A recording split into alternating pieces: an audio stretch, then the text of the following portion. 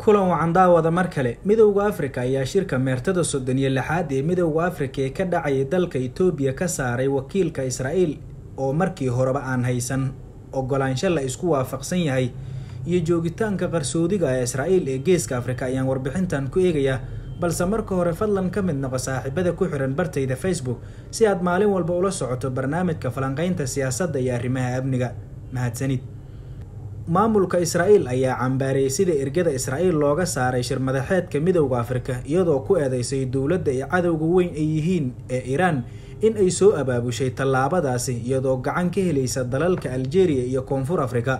muuqaal lagu faafiyay baraha bulshada ayaa muujinaya ilaalada shirka midowga Afrika oo galbinaysa ku xigeenka agaasimaha guud ee Israa'iil u qaabishan arrimaha Afrika Sharon Parley oo laga soo saaray shirka midowga Afrika ee ka dhacay magaalada Addis Ababa ee caasimadda dalka Itoobiya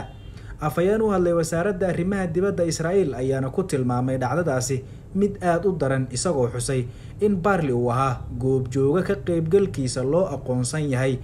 oo haysta calaamadda ka qaybgalka shirka waa wax laga xumaado in la arko midowga Afrika oo gacanta u galaya tiro yar oo ka mid ah dawladaha xag jirka ah sida Algeria iyo Koonfur Afrika kuwaas oo uu ku jiro nacayb ay maamusho Iran ayaa lagu yiri bayaanka carada ay ka muuqata ee ka soo baxay Israa'iil dawladaha Afrika waa in ay ka hortagaan falalka noocaasi ah ayaa sidoo kale ka mid ahayd war-saxaafadeedka ka soo baxay maamulka Israa'iil ayaa sanadkii 2021 midowga Afrika ka heshay maqaam goobjooganimo kadib 10 sano oo ay dadaal diblomaasiyadeed ku bixisay sidii Israa'iil midowga Afrika ay maqaamkaasi ugu heli lahayd tallaabadaasi oo ka soo horjeesteen dawladaha awoodda leh ee midowga Afrika sida Koonfur Afrika iyo Algeria iyo kuwa kale badan kuwaas oo ku dooday intaasi ay qarinayso bayaanada midowga Afrika ee taageerada Falastiiniyiinta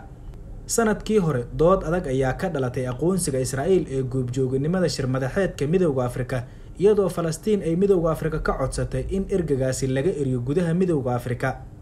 shir madaxeedkii sanadkii 2022 ayaa hakiyay dood ku saabsan in aqoonsiga lagala laabto Israa'iil iyo in kale iyadoo la unkay guddi arrintan loo xil saaray balse ilaa iyo hadda uusan guddigaasi jawaab rasmi ah keenin muranka ayaa ka dhashay markii Muuse Faki Mohamed oo ah madaxa guddiga midowga Afrika uu aqbalay maqaamka goobjooganimada Israa'iil taasi oo dhalisay khilaaf naadir ah oo kala dhex galay hay-adaha qiimeeya is-afgaradka wadajirka ee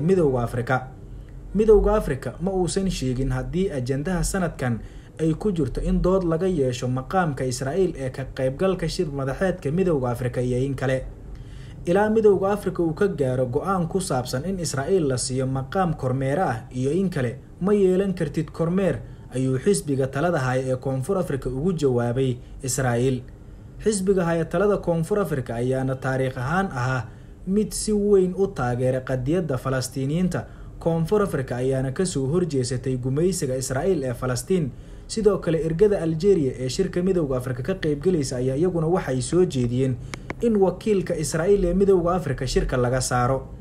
Israa'iil ayaa heshay darajada goobjooga ee shirka midowga Afrika bishii Luulyo ee sanadkii 2021 kadib markii ay lumisay maqaamkeeda sanadkii 2002 kadib cadaadis uga yimid hogaamiyihii Liibiya Muammar al-Gaddafi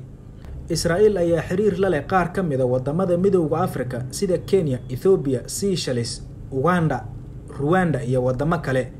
laakiin Soomaaliya, Guinea, Chad, Koonfur Afrika, Algeria iyo kuwa kale badan ayaa xiriirka u jaray Israa'iil sanadihii 1967 iyo 1972 Israa'iil ayaana xoogga saartay xiriirka ay la leedahay dalalka midowga Afrika wadanka Chad oo xilligii hore ka soo horjeeda ayaana bilowgii bishan safaarad ka furtay gudaha Israa'iil oo soo dhex maraysa wadamada Carabta sida Imaaraadka, Sacuudiga iyo Qatar waxa ay galaangal ku leedahay geeska Afrika howlgalka Imaaraadka Carabta ee Soomaaliya ayaana qayb ka ah qorshaha siyaasadeed ee qarsoodiga ee Israa'iil ee joogitaanka geeska Afrika ma doonayo in aan xilligan arrintaasi ka hadlo balse qaaradda tan madow ee hodanka ah dadkeeduna uusan ka faa'iideysan ayaa